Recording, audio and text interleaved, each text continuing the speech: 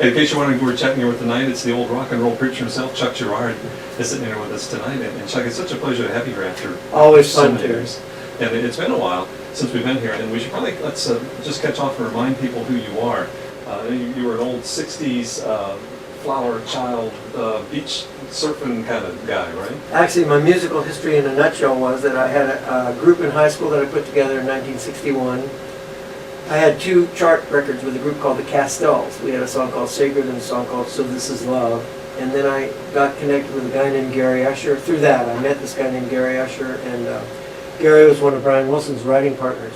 And so I became one of Gary's studio guys for 5 years. And I did all kinds of hot rod surf music, and I was the lead singer on the song Little Honda, which many people remember more clearly by the words, first gear, it's all right.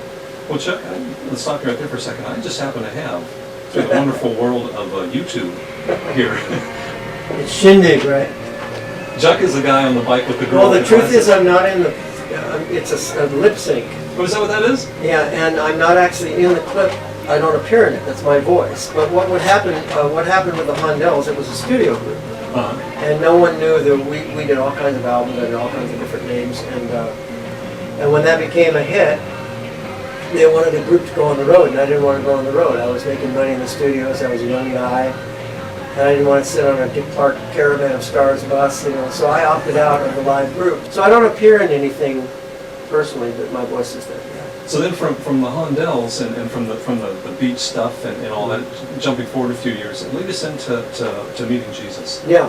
Well, I started to hear about the whole hippie scene at that time, and the scene changed. The Beatles came in, and all of a sudden, studio groups like we were kind of faded out with the Beatles coming in, because everybody was now looking for self-contained, specifically British bands. So I didn't have much work anymore. So adventuresome soul that I am, I'd already been introduced to marijuana, and then the next step was LSD, and that started the change in my life. I got out of the music thing. I felt that LSD was a gateway to spirituality, and met up with a group of friends, some of which who became Nucleus Love Song members later. We began this spiritual quest that we could. The biggest problem was that we felt the drug part of it was a part of the whole thing. You know, that it was all combined: spirituality, Bible, drugs, Eastern philosophies, the whole thing. My philosophy was that truth was truth, and it had to line up on some level or another. And if you could just get high enough, no pun intended, that you'd see the harmony in all truth. Well, when you come to Jesus, there's a big stumbling block, because different religions view him different ways. So he either is the Son of God or he's not. You know, so it came to this place of this conflict where I had to deal with Jesus.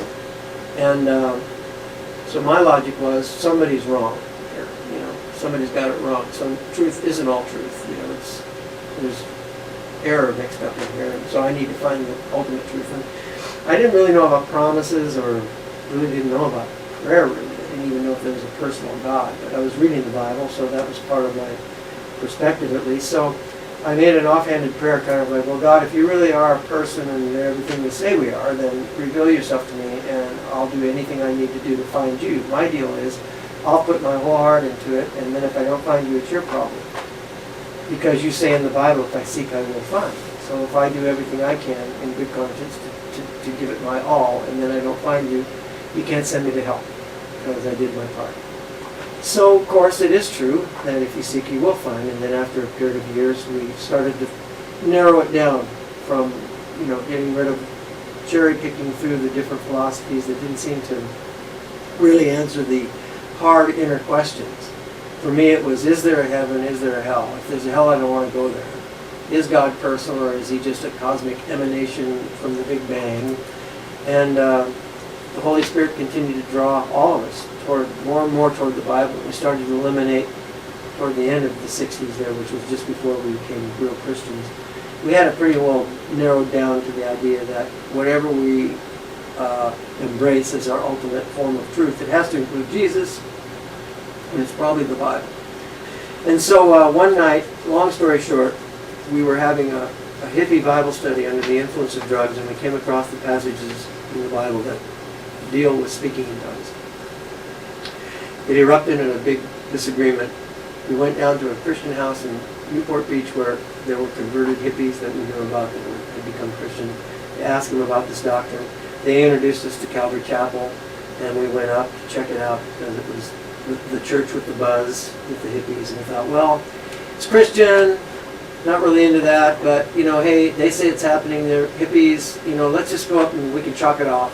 Nothing happened, maybe it's just a cool thing, or maybe it's real, So let's go up and at least give it a chance. So I did, I went up, and, the Holy Spirit just hit me like a hammer, and I really had an epiphany, though, and I had a moment with God. And then I said, look, I'm here for the duration. I won't go anywhere else until you tell me. You're a big enough God that if this is just a stepping stone, you can move me to the next level.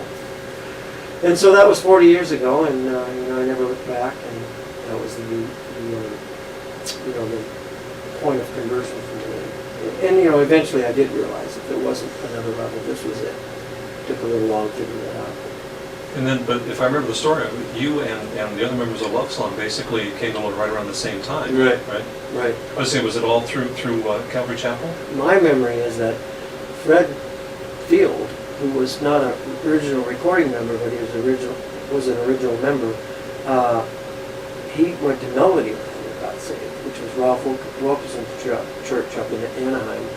And some of us got saved at Calvary, and so, I don't know exactly. Most of us probably were products of Calvary, though. But the point is that we all got born again around the same 2 to 3 week period. And then God just moved us into being literally almost a house band at Calvary Chapel. And that's where we landed and started to play at Lonnie Frisbee's Monday night Bible study. And the church was running about 150 strong. It grew within 4 months to 2,000. Wow. The media came down, they got involved, they started to do stories. We were on national television and national publications, and it just grew like wildfire. No, but as a band, you guys, before coming to Jesus, were Love Song as well, weren't you? Yes. We were playing in Las Vegas, and a guy that never did wind up being in one of our bands, a guy named Jack Schaefer, said, I've got the best name for a band, The Love Song. And I said, wow, that's pretty cool. Music's about love, and of course the hippie thing, love, peace. So the name stayed with me, and then we formed the band, and we took the off, and we said, well, call ourselves Love Song. That's pretty cool, because a lot of people are doing that now. They take the off, We played under that name as non-Christians, and then when we became Christians, we thought, well, we should maybe take a new name.